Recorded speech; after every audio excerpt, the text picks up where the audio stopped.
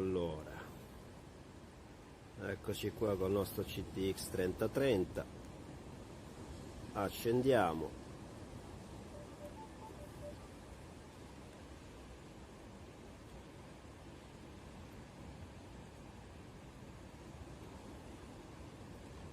Cancellazione del rumore contro eventuali interferenze.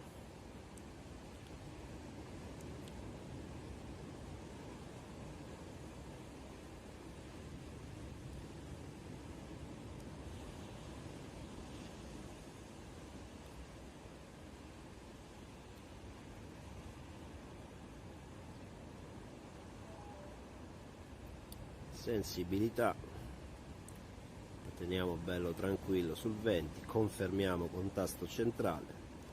Ground balance premo a lungo, lo lascio disattivo, torno indietro col pinpoint a grilletto. I volumi sono già impostati, ritorno indietro col grilletto e siamo già pronti per la ricerca. Questi sono i comandi base. Se voglio cambiare la discriminazione, tasto rileva e come vedete metà dello schermo mi è sparito e quindi mi discrimina tutti gli oggetti ferrosi fino a una certa fascia. Se voglio un pattern più ampio, quasi ad emulare un all metal, rischiaccio e lascio il campo aperto. Ciao ragazzi.